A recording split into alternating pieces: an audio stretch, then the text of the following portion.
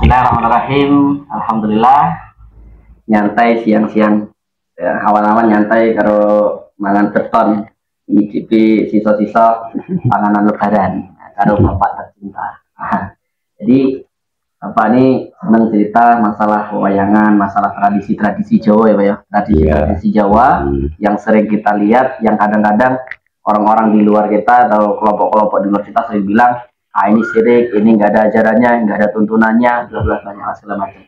Nah hari ini sambil ngobrol santai karo bapak, jadi ngurungok nih, apa sih penjelasan, apa isi nih, inti nih, kok pewayangan lah, apa misalnya tradisi-tradisi ingkung, apa tradisi-tradisi yang banyak lah yang dilakukan oleh orang-orang Jawa, pelajarannya apa, kita sama-sama nanti dengar dari bapak. Ayo pak ya. Ya. Sudah kan ya, mau mikir? Ah sudah, oke aman. Jadi pertama Pak, masalah ingkung. Jadi ingkung, jadi teman-teman sekalian, di orang Jawa itu biasanya ingkung gawe ini pas kapan Pak? Pas kirim uang meninggal misalnya. Poso ya? Nah, ya pas musim ada uang meninggal nggak ingkung. Ah jadi misalnya musim, bukan musim ya, pas ada orang meninggal atau orang mati, kemudian biasanya itu keluarga besarnya itu bikin ingkung namanya. Ingkung itu yang ayam utuh itu loh, ayam utuh yang diolah. Nanti makannya itu bareng-bareng, biasanya kan kampung ya Pak ya, kampung. Apa sih yang ada pelajaran dari ingkung kok wong Jawa sering gawe ingkung di istilahnya untuk selamatan ya, dungo wong nenek wong meninggal, apa kirim apa atau kirim arwah, apa Pak kira-kira pelajarannya Pak enak jadi isi dalam ingkung itu sendiri itu apa? Ya iki aku sekedar kayak tuntunan anak kerang lebih mengko ya dimaklumi wong iki ya tinggalane wong tua. Karena kalau orang Jawa sudah menjadi tradisi atau sudah menjadi adat iadat, maka adat itu kalau bagi orang Jawa nggak boleh ditinggalkan, harus dipakai. Ada yang bilang itu adat orang Hindu dan lain sebagainya, enggak. Kalau Hindu itu kalau biasanya kalau hajatan itu motong babi, motong yang diharamkan oleh Allah. Kalau motong sapi itu haram malahan, padahal ada kaitannya dia itu menghalalkan apa yang diharamkan Allah dan mengharamkan apa yang dihalalkan Allah. Jadi terbalik. Jadi bagi Islam yang dulunya karena masih orang awam dulunya motong babi, maka para wali memberikan tuntunan itu yaitu diganti dengan kambing yang dihalalkan Allah atau motong ayam. Jadi kalau orang Jawa misalnya ada hajatan kirim leluhur pakai ingkung, itu sebenarnya cuma sebagai tuntunan aja, walaupun nggak pakai ya nggak apa-apa. Ini nggak diwajibkan ya Pak? Ya diwajibkan. Kan ada yang cuman itu ada. Ada saya anggapan wajib, kalau nggak dilakukan nanti kita dijauhi masyarakat, padahal nggak wajib ya Pak ya? Nggak wajib, itu mau adat. Jadi mengenai ingkung itu berasal dari ayam kampung, yang mana ayam kampung itu kalau sudah dipotong, lalu dibersihkan bulunya, dibelah dadanya, terus diambil jerohannya, dicuci dengan air. Kemudian kalau sudah bersih, maka dikasih bumbu, kemudian dimasukkan kembali, lalu diikat. Ya, salam. Diikat. Kalau sudah diikat, langsung direbus. Kemudian kalau sudah masak, bisa kita makan bersama-sama. Maksudnya ingkung itu tersebut yaitu zaman Rasulullah SAW waktu masih kecil itu dibelah dadanya oleh malaikat Jibril dan Mikael, kemudian dibersihkan dengan air jam-jam. Jadi kalau ingkung itu cuma air biasa, tapi kalau Nabi dulu waktu kecil dibersihkan dengan air jam-jam. Oh, berarti kias ya, kias. Biasa. Buat ingkung itu kias, ya. Nabi Muhammad dibelah dada ya Pak. Nah, kemudian sebelum dimasukkan itu, sebelum kotoran itu dimasukkan, maka oleh malaikat dimasukkanlah iman, Islam, ihsan. Jadi kotoran, maksudnya kotoran atau sifat iri, dengki, serai, jahil, mentakir, atau ya berbuat kejahatan dan lain sebagainya. Maka Rasulullah itu karena dijadikan sebagai suri teladan oleh umat manusia sedunia, jadi nggak ada sifat dendam, sifat iri, dengki, tidak ada. Maka sudah diganti iman, Islam, ihsan. Itu hanya sebagai tuntunan aja. Walaupun sedekah itu walaupun mentah, walaupun berupa makan minum itu nggak apa-apa. Kuncinya yaitu ikhlas. Nggak harus kita ini bermewah-mewahan, daripada kita ini punya hajatan kirim leluhur, kirim orang mati, daripada nanti kita mewah-mewah tapi itu hasil utangan, maka hukumnya ya boleh, cuman belum diterima kalau hutang itu belum dibayar. Berarti kan nggak ada kewajiban tahlilan sebenarnya kan?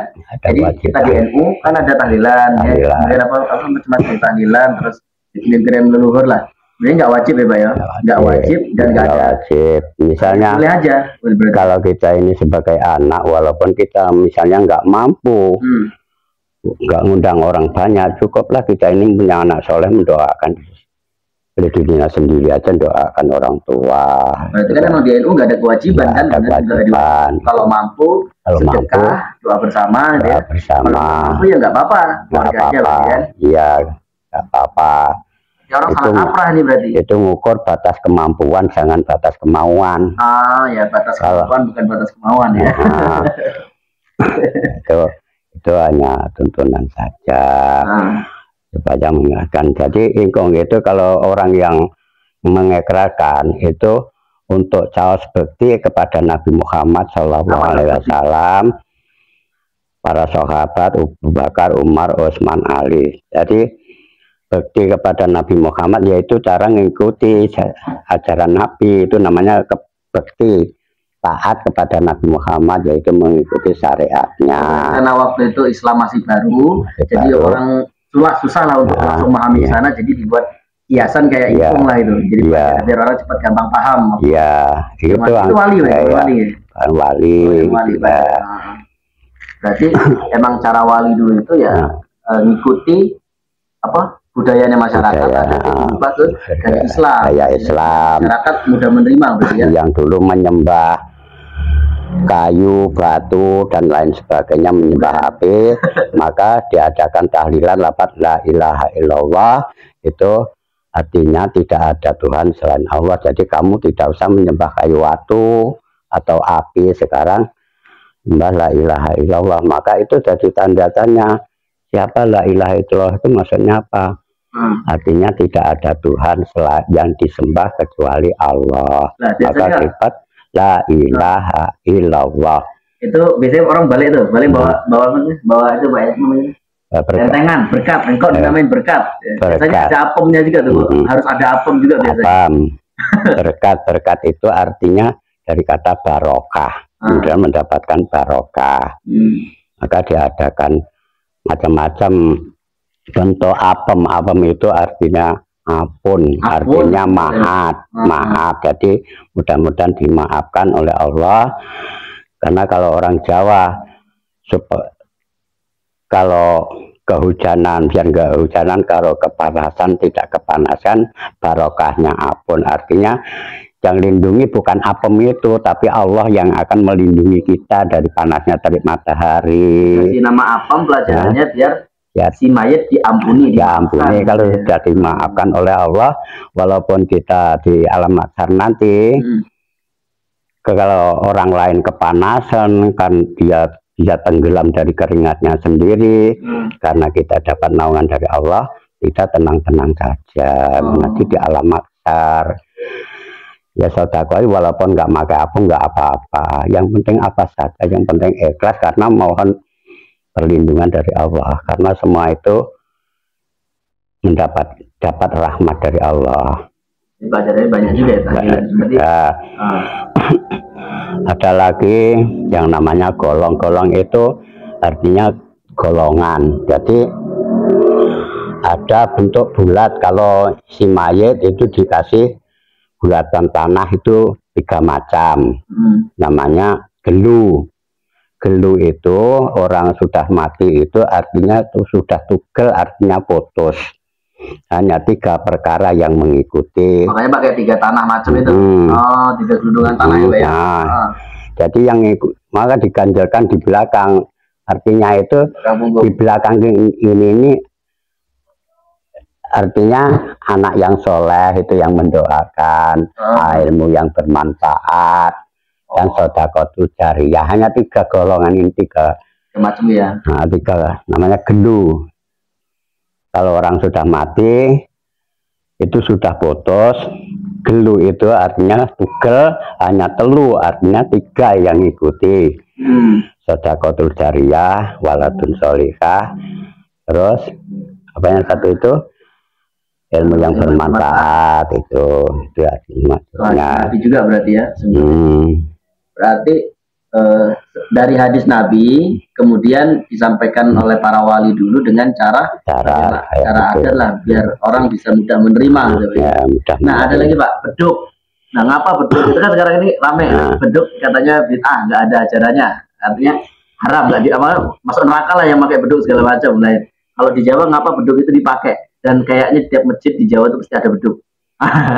Beduk itu seluruh pulau Jawa dulu ada, sedangkan Masjid Istiqlal aja masih pakai beduk. Beduk itu adalah budaya.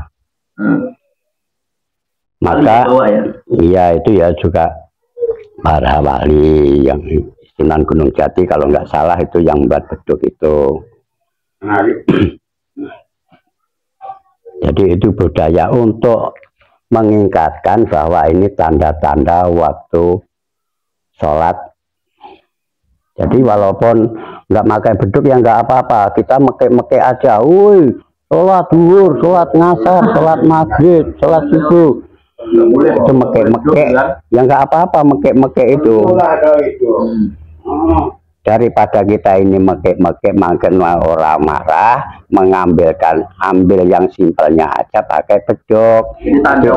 Tanda waktu sholat. Iya, tanda waktu sholat. Belum ada radio. Belum ada. Memang mudah sekali kalau orang itu beda-bedaan karena nggak tahu sejarah. Itu sejarahnya di situ.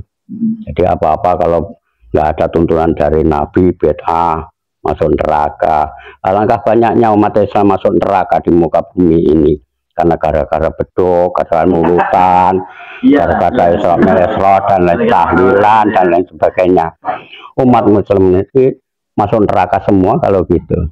Susah lah. Biasanya rokok ya diharamkan, tidak boleh.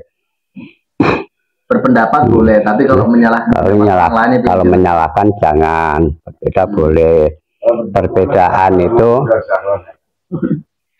boleh.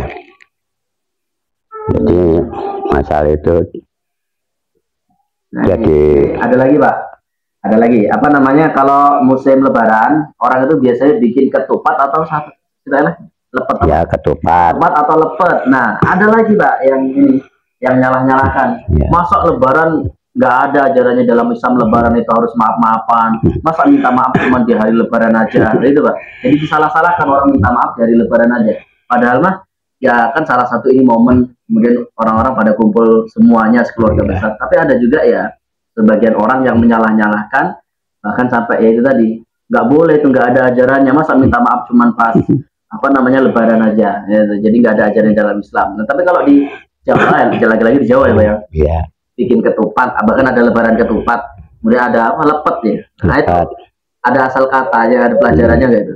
Ketupat lepet ya. Ya itu cuman semua itu hanya untuk pelajaran supaya orang itu mudah memahami. Jadi kupat itu artinya ngaku lepat. Ngaku lepat itu artinya salah. Jadi ngaku salah.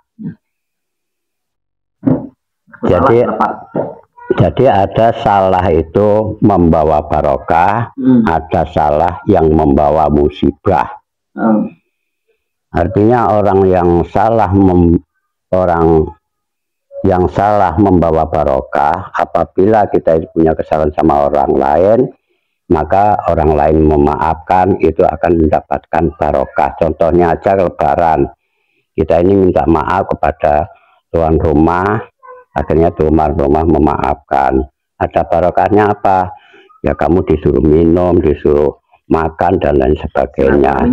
Silaturahmi nyambung. Tapi kalau kita nggak mau saling memaafkan, akan menjadi musibah. Itu tidak salah jadi musibah, ya? Salah jadi musibah, jadi malapetaka. Akhirnya apa? Sifat dendam, entah kapan waktunya musibah itu nggak tahu, nanti pasti ada itu. Namanya orang dendam, ya tahu sendiri kalau namanya orang dendam ada kejadian pembunuhan dan lain sebagainya. Lepat itu lepat ya apa? Lepat itu artinya luput. Kalau manusia itu memang tempatnya lalai dan salah, lali lan luput istilahnya. Punya lepat. Lepat. Jadi kalau kita ini jadi manusia jangan ngaku benar, yang bagus itu ngaku salah. Kalau kita ngaku salah, segala urusan cepat selesai. Tapi kalau ngaku benar sampai kamu habis bayari hakim sampai bermiliar-miliaran, nggak akan selesai karena semua ngaku benar. Tapi kalau ngaku salah, kalau emang dia salah ya, salah ya ngaku salah. Ngaku salah, sama benar.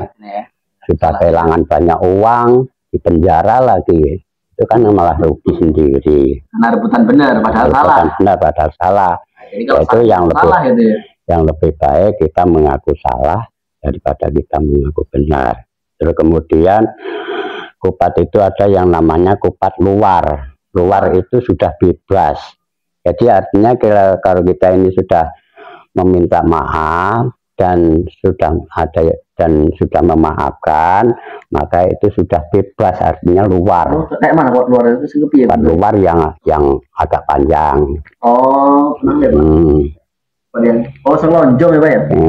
Iya, biasanya tempat begini ya. Nah, itu yang lonjong yang agak panjang. Kalau yang bulat itu namanya kupat. Ya kupat juga, kan ada namanya kupat sinto, adanya kupat luar, ada lepat. Kalau kupat luar itu berarti tadi apa pelajarannya? Pelajaran bebas dari masalah, sudah saling maaf memaafkan. Jadi kita kupat apa sinto? Ya itu namanya ya namanya cuman kupat sinto, ya ada namanya kupat luar. Dan kupat itu berasal dari, kenapa kok harus pakai janur, nggak pakai daun kelapa yang hijau atau pakai daun pisang ya? Daun pisang. Karena janur itu sejane nur cahaya. Jadi sejane nur, misalnya nur saya dengan nur si A ini sama-sama bercahaya, maka kuning, janur itu warnanya kuning. Kudu sing wening pemikirane. Kudu sing wening apa? Wening. Kudu sing jernih pemikirane. Jernih. Saya orang Jawa tapi maka udah rusak. Janur itu dibentuk bulat atau dibentuk lonjong karena itu dianam. Maka maksudnya dianam, anamanlah pikiranmu itu. Anamlah pikiran kamu itu, ini salah apa benar, salah apa benar, salah apa benar, itu menganam pikiran kita. Anyaman itu masuk keluar itu anyamannya. Jadi kita mikir ini saya berbuat begini salah apa benar, salah apa benar, salah benar. Maka ini harus dianam pemikiran kita. Kemudian lagi saya mengenai masalah cara bersedekah orang Jawa, karena sudah menjadi adat Jawa, itu sudah disepakati oleh Syekh Subakir sama Syekh Subakir sama apa namanya itu Sabto Palon. Jadi adat kalau kamu menyiarkan agama Islam boleh saja, tapi tidak boleh memaksa.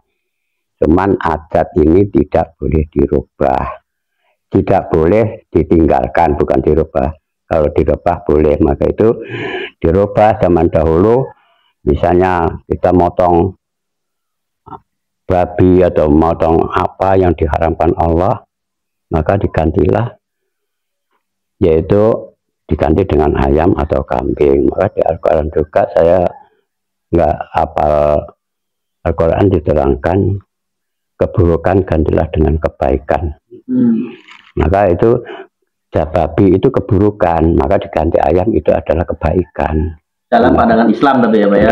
Tapi jadi maksudnya yang dijelaskan adalah dari pandangan Islam. Jadi kalau misalnya di luar sana ada teman-teman kita, saudara kita di luar Islam yang menganggap misalnya babi boleh dan segala macam, yaitu adalah hak kalian, artinya hak semua kalian di luar Islam. Ini adalah pandangan Islam. Sekali lagi catatannya, dalam pandangan Islam babi itu sebagai sesuatu yang diharamkan ya. Jadi hurimat alaikumud dam wal lahmul khinzir, jadi diharamkan kalian yang namanya darah. Jadi ada sering darah itu di apa Pak? Dimasak, dibuat, digoreng. Itu tidak boleh, diharamkan. Kemudian lahmul khinzir, daging babi. Ini sudah mutlak dalam Islam. Jadi kalau ditanya masalah hukum keharaman babi, sudah pasti orang Islam mengatakan dia haram. Tapi yang disampaikan Bapak tadi adalah hal ini dalam pandangan Islam. Jadi kalau teman-teman di sana yang di luar Islam yang memakan babi segala macam, ya itu silakan. Pendapat kalian masing-masing atau pendapat dari agama masing-masing. Tapi kalau di kami Islam, tentunya ini agar kita tidak salah paham, di kami Islam babi itu adalah sesuatu yang diharamkan, gitu ya Pak, maksudnya Pak. Sehingga diganti oleh seperti sapi itu bagi dia diharamkan itu karena dianggap itu dewanya. Nah, itu contoh ya, yaitu surat Al-Baqarah artinya. Dia Pak ya di apa sini? Di India juga begitu ya. Di India itu sapi itu nggak boleh dipotong kan, nggak boleh dimakan. Nah ini contoh nih teman-teman. Jadi sapi itu kalau mungkin di kepercayaan teman-teman kita, saudara kita di luar Islam, saya menganggapnya sebagai binatang yang dimuliakan sampai nggak boleh dipotong atau dimakan. Tapi kalau kami di Islam, sapi itu binatang yang halal untuk dimakan. Ini hanya perbedaan pendapat atau perbedaan pahaman dalam Islam sesuai dengan kaidah-kaidah yang sudah digariskan oleh agama. Jadi kita punya agama kita punya peraturan, kata agama kita gitu. Sapi di kami boleh dimakan, tapi mungkin saudara kita nggak boleh. Babi di kami nggak boleh dimakan, tapi mungkin di saudara kita di luar itu boleh. Nah, itu maksudnya teman-teman. Lanjut Pak. Ya, ini sudah paham masalah. Jadi emang ada perjanjian itu Pak ya, sejarahnya. Iya. Jadi kali nanti kalau seandainya Pulau Jawa itu ada apa-apa, itu karena orang Jawa sendiri yang meninggalkan adat. Yaitu wallahualam, semua itu milik Allah. Kalau yang menghancurkan nanti ya Allah sendiri yang menghancurkan, tapi ada asbab musababnya semua itu. Jadi begitu teman-teman ya, keyakinan di Jawa itu walaupun ada ini adalah sebab akibat ya, sebab akibat. Jadi bukan berarti ini syirik, itu syirik, ini segala macam syirik gitu ya. Bapak tokoh Jawa dan beliau ini sesepuh ya, sesepuh. Tapi beliau kayak sesajen mah nggak pakai ya Pak ya. Nggak pakai kalau sesajen. Nggak memakai itu. Misalnya Bapak contoh, kenapa? Karena Bapak perlu keyakinan, di ada Jawa ada emang sesajen, tapi beliau nggak pakai. Kenapa? Punya pendapat dalam agama yang tidak membolehkan gitu Pak ya. Sehingga beliau meninggalkan, jadi begitu. Kalau sesaji itu yang ditaruh di batang pohon, taruh di kali, taruh di watu, atau taruh di rumah, itu sebenarnya untuk makanan jin-jin itulah. Jadi orang Jawa maka nggak pakai kalau itu. Kamu masih misalnya menggunakan sajen ditaruh di mana itu namanya sudah disebut syirik juga. Malah sebagian memang nggak pakai ya Pak ya, berarti? Nggak pakai, nggak boleh. Tapi kalau ambengan bujang seperti itu hanya tuntunan aja. Bujang artinya nyebut yang kencang. Apa itu Pak? Yaitu mengucapkan kalimat la ilaha illallah. Jadi itu suatu keyakinan yang mutlak. Tidak boleh ditawar-tawar lagi bagi umat Islam. Ya, sekarang lalu Pak, masalah apa tadi? Wayang ya, wayang. Masalah wayang itu kan ada gending, gending apa? Ya. Musik lah, musik-musikan lah itu haram lagi, nggak boleh lagi segala macam lah. Padahal wali kita dulu itu warga Islam pakai itu kan. Asal usul musik itu dulunya waktu Kanjeng Sunan Kalijaga membangun masjid Demak, itu ada potongan kaso-kaso itu di apa ditata dijejerkan lalu dipukul satu-satu kok suaranya beda-beda terus akhirnya disusun dibuat tabuhan asal-asalan cuma potongan usuk kaso ini dipukul kok suaranya beda-beda. Kaso itu potong-potongan kayu ya Pak? Potongan kaso loh sendiri sama ini kayak disusun terus ditabui kok podo anu nggak podo suarane anak ting ting tong tung teng tung teng lalu terus disusun karo Kanjeng Kalijaga terus nggih tabuhan nggih gamelan kuwi kangge nglumpukne umat ben ora ngumpul lah ya ben ngumpul nggih gamelan kuwi terus ngenekne gendeng-gendeng kaya seluku-seluku bathok elaelo sirama menyang sala lele payung mata mak cendhit lolo lobah wong mati ora obah ngenteni bocah iku ya sakbene tuntunan. Berarti banyak juga ya apa wali-wali bikin lagu-lagu termasuk ya. Ilir-ilir ya ilirnya juga ini Sunan Gawene iya kan Sunan Kalijaga ilir-ilir juga isinya ya ilir-ilir iku Tembung ilir-ilir itu sifatnya menggugah, mengajak.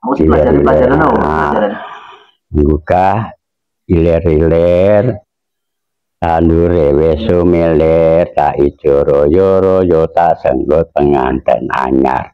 Jadi, wong itu di elingne, dijak ngumpul neng kono, lalu terus di kayak gendeng-gendeng kaya kuwi. Jadi uang lek wis masuk Islam wis nglakoni ibadah besok iku lek mati kaya dene penganten anyar ning alam kubure ayem wong nek dadi nek wong kemanten anyar iku ibarate turu mbok kae zaman Nabi Adam nganti teko zaman Nabi Muhammad teko kiamat iki mau karena saking penake oleh turu kuwi mung kaya dene tandinge wong mantel ana ora sampai suwengi wis tangi. Dadine saking nikmate turu memang rasa dina kiamat iki wis bar wis ora ngerti. Saking senenge ayeme ning alam kubur. Pelajaran ilir saya ilir-ilir itu ya. Terus ada lagi Pak? Iya Pak. Bimbing. Bocah angon tenekno bimbing kuwi. Senajan to lunyu penekan kanggo sepo mengko sore. Blimbing iku linggih ana 5. Kuwi 5 perkara sing kudu dikerjani, 5 perkara sing kudu tinggalne. Sing 5 perkara yaiku rukun Islam, syahadat, salat, zakat, puasa, haji. Haji iku lek mampu, nek ora mampu ora usah mikirne haji, mikirne keluarga wae. Kene nafkah kangge keluargane ora sampeyan haji enggak wajib bagi wong sing ora mampu ora sang ngoyong-ngoyong golek duit kanggo yang penting nafkahi keluargane. Nek hajine wong fakir miskin iku apa wahisul fuqara wal masakin itu salat Jumat itu wis hajine para fakir lan miskin. Jadi kabeh wis masuk haji. Haji. Jadi sing 5 perkara kudu dilakoni syahadat, salat, zakat, puasa lan haji. Sing 5 perkara kudu ditinggalne maling, main, madon, madat, mabuk. Itu coba diterjemah Pak. Diterjemah. Ya maling iki juga gane wong liya. Madon ya iku cara bahasa kasare iki ya main perempuan ya. Main perempuan, terus sing perempuan main lanangan iku. Madon. Terus madat iku apa ya madat iku apa termasuk orang durhaka apa gimana enggak ngerti aku enggak kurang paham. Terus maling, main, madon, madat, main judi, main apa wae bentuke seperti sabung ayam juga main judi, totoan lurah, totoan presiden ku ya judi haram itu. Enggak oleh. Pasti larangan itu Gusti Allah, ora kok aku sing larang, ora mau ngelingi wae. Kan mengingatkan saja. Sekarang cerita mengenai wayang. Nah, sebelum ke wayang, Pak, ini termasuk ya mungkin tradisi Nung Jawa apa ini. Jadi kalau orang meninggal terus dimakamkan kita kan nabur bunga, Pak. Ini tradisi Jawa atau memang apa namanya yaitu apa warisan budaya juga? Apa lagi mengenai nabur bunga terus dikenaai beras kuning. Oh ya, beras kuning. Jawa biasanya ada beras kuning juga yang ditabur biasanya ditabur. Terus kalau pas di pemakaman tuh pakai bunga-bunga 7 warna ya. Oh, emang harus 7 apa? Harus 7 warna. 7 warna itu pelajarannya apa kan ya? Yang 7 warna orang cuman ditaburi kembang gue ya karena gantine Kanjeng Nabi mbiyen waktu ndongakne wong sing nangis ning alam kubur ning kebon kurma kuwi ditancapi dengan pelepah kurma. Oh, itu ya. Jadi karena tidak semua wilayah itu ada batang kurma, walaupun pakai batang aren ya boleh, pohon kelapa ya boleh, apa saja yang ditancapkan situ. Karena dibias oleh para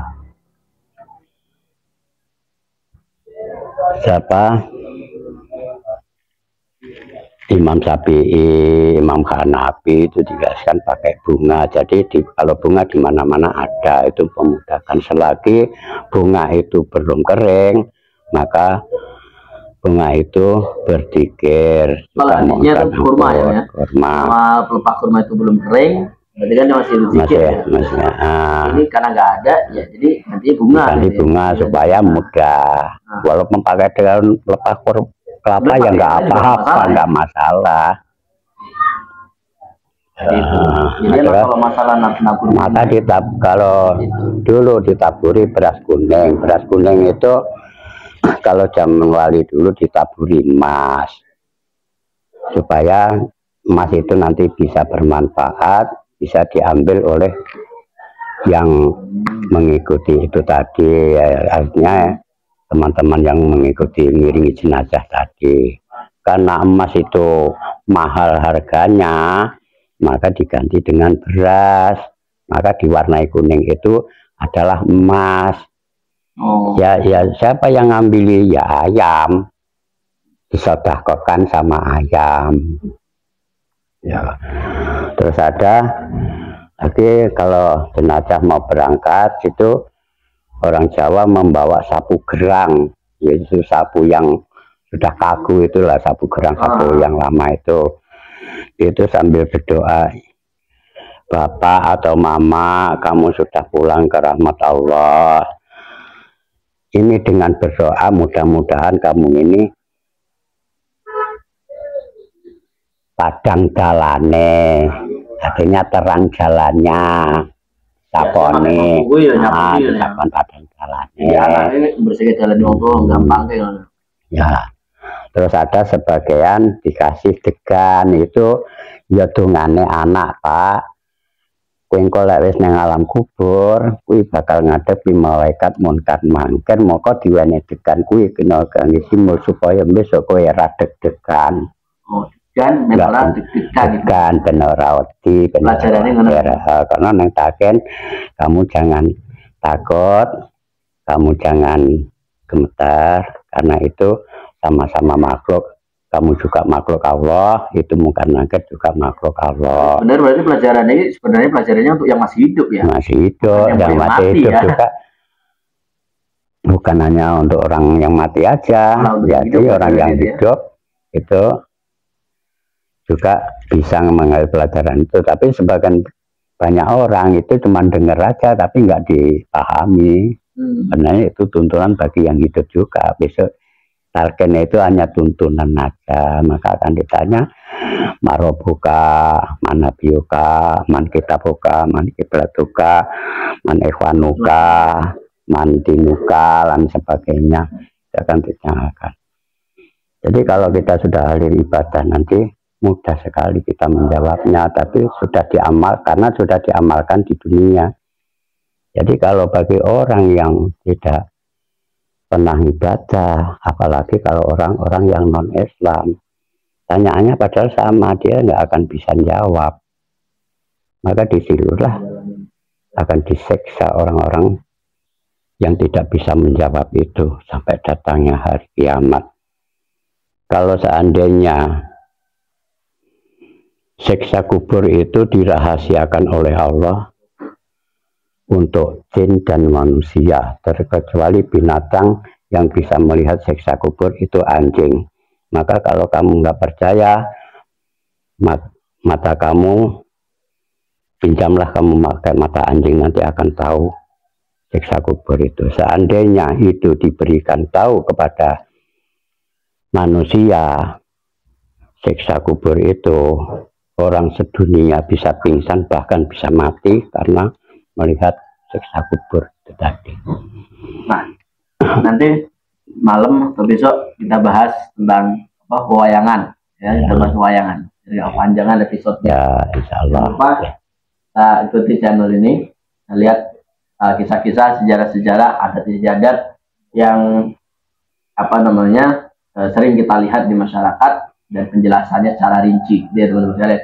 Jadi kembali saya tegaskan bahwa di sini kita pengen memahamkan, pengen memberitahu bahwa kita harus bisa menghargai adat, ya, menghargai adat atau ajaran yang sudah diberikan oleh wali Songo, kemudian para ulama terdahulu, bagaimana cara mereka mendakwakan Islam ke Nusantara yang saat itu ya tentu mayoritas bukan beragama Islam. Jadi agar Islam mudah diterima, demikianlah cara para ulama kita untuk menebarkan Islam. Dan kembali saya tegaskan bahwa yang disampaikan di sini adalah pendapat ataupun argumentasi yang kami ingin sampaikan kepada saudara kami sesama Muslim. Adapun yang lain itu, nah ini adalah perbedaan pandangan di satu agama dengan agama yang lain. Itu salam toleransi, bukan untuk saling menyalahkan, tapi di sini untuk memberikan wawasan keilmuan untuk kita semuanya. Terima kasih. Kita lanjut di part kedua tentang pewayangan, ya. Pewayangan dakwah para wali melalui kisah di pewayangan. Assalamualaikum warahmatullahi wabarakatuh.